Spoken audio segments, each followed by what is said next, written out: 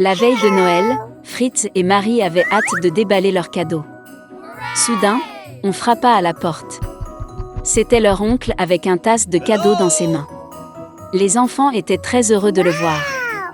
Puis, ils ont commencé à déballer les cadeaux. Marie a eu des poupées fantaisie, de la vaisselle jouet et une belle robe en soie. Fritz a également obtenu ce qu'il voulait, un cheval magnifique et un roi des souris. Marie a remarqué qu'il y avait un soldat sous l'arbre. C'était le casse-noisette, conçu pour croquer proprement les noix dures. La fille a vraiment aimé. Mais Fritz a dit que c'était son cadeau et a essayé de le prendre à sa sœur. Les enfants ont étiré le casse-noisette si loin qu'ils lui ont arraché le bras. Le jouet cassé est devenu inutile pour le garçon. Marie était très bouleversée et fondit en larmes. Mais mon oncle a pu réparer le soldat. La fille était heureuse et le serra doucement dans ses bras. La journée était très chargée, alors elle s'est vite fatiguée et s'est endormie juste sous l'arbre. Pendant son sommeil, Marie a entendu des sons étranges. Ils étaient comme des histoires de souris. La fille ouvrit les yeux. Les objets de la maison semblaient beaucoup plus gros qu'ils ne l'étaient. Et l'arbre sous lequel elle s'est endormie est devenu absolument gigantesque. Marie se rendit compte que ce n'étaient pas les objets qui avaient augmenté, mais qu'elle avait diminué. Soudain, le roi des souris avec son armée apparut devant les yeux de la jeune fille étonnée. Marie avait très peur et voulait s'enfuir. Mais les souris géantes l'ont arrêtée. Et puis un miracle s'est produit, le casse-noisette a sauté sur ses pieds et a attrapé la fille. Ils ont instantanément grimpé dans l'arbre jusqu'à la bibliothèque, et le long de celui-ci sont arrivés aux jouets de Fritz. Il y avait toute une collection de soldats de plomb. Casse-noisette a appelé à l'aide. Les soldats ont immédiatement sauté sur leurs pieds et ont couru après lui. Casse-noisette a pris le commandement de l'armée, et les soldats ont commencé à combattre l'armée du roi des souris. La bataille entre jouets et souris était féroce. Mais, malheureusement, il y avait trop de souris, et l'armée de Casse-Noisette a commencé à subir la défaite. Marie a vu cela et a couru hors de sa cachette. Elle a jeté sa chaussure sur le roi des souris et l'a frappé à la tête, et il est tombé au sol inconscient. Le reste des souris a réalisé que la bataille était perdue et s'est enfui dans toutes les directions. Marie a couru vers le Casse-Noisette, mais il était inconscient, car il avait été grièvement blessé par le roi des souris. La fille pensa qu'il était mort et se mit à pleurer amèrement. Et soudain, une belle fée est apparue derrière Marie. Elle a décidé d'aider la fille. D'un geste de sa baguette, elle relança Casse-Noisette. Avec un deuxième mouvement de sa baguette, la fée transforma le soldat en un beau prince. Marie et Casse-Noisette se regardaient avec des yeux aimants et ne pouvaient pas quitter les yeux. D'un geste de sa baguette pour la troisième fois, la fée a emmené le couple amoureux au royaume des bonbons. Les arbres étaient faits de bonbons et les fleurs de marmelade. C'était un endroit merveilleux. Marie ferma les yeux une seconde de plaisir. Et soudain, elle a entendu la voix de sa mère, qui l'appelait par son nom. Ouvrant les yeux, la fille vit sa mère, qui la regarda avec confusion. Marie ne pouvait pas non plus comprendre ce qui se passait. La fille a raconté son merveilleux voyage, mais sa mère ne lui a souri que gentiment. Puis Marie a vu le Casse-Noisette en éteint dans ses bras. Et puis elle s'est rendue compte qu'elle avait dormi sous l'arbre toute la nuit, et que tout ce qui lui était arrivé n'était qu'un rêve vivant. Quelques années plus tard, le neveu de leur parrain est venu rendre visite à Marie et Fritz. Dès qu'il est entré dans la maison, la fille est presque tombée au sol de surprise. Le garçon ressemblait à Casse-Noisette comme deux gouttes d'eau. Il aimait aussi Marie à première vue. Après un certain temps, ils se sont mariés et n'ont pas vécu pire que dans le royaume magique des bonbons. Il était une fois un riche marchand qui avait 3 filles. La plus jeune des filles s'appelait Beauty. Les sœurs ne l'aimaient pas car elle était la préférée de tout le monde. Un jour, le père allait se rendre en ville et demanda à ses filles quoi apporter en cadeau. Les sœurs aînées ont demandé des robes et des ornements précieux, et la plus jeune a demandé une rose écarlate, la plus belle du monde.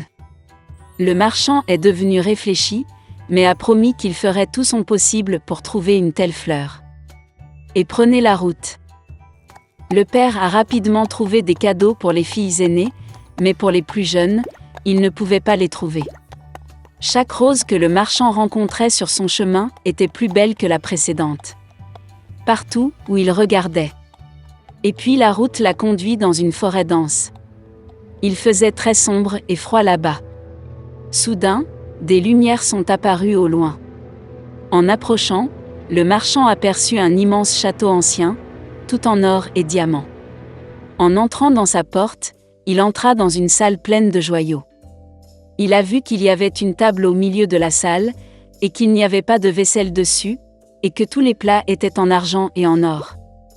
Mais le château était vide, il n'y avait personne. Le marchand pensait que le propriétaire viendrait probablement d'une minute à l'autre.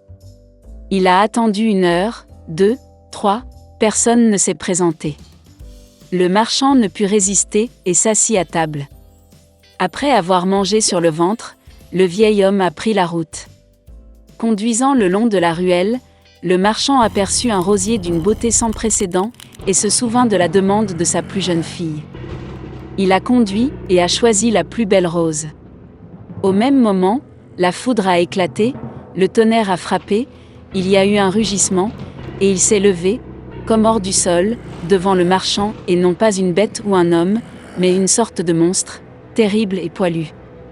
C'était trop en colère que le marchand ait choisi sa fleur préférée au lieu de remercier le propriétaire pour son hospitalité. Le vieil homme était très effrayé et a dit qu'il ferait n'importe quoi, tant qu'il ne le tuerait pas. Pour une telle offense, la bête a accepté d'épouser une de ses filles. Mais seulement celle qui veut venir elle-même, par amour pour son père. Et si aucun ne vient, alors la mort du marchand.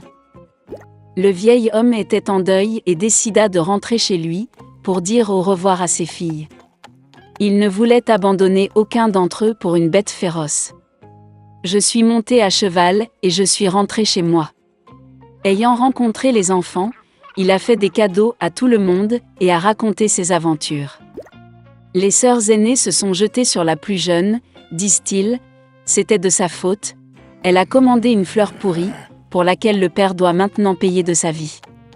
À quoi la belle a répondu qu'elle irait volontiers vers la bête au lieu de son père.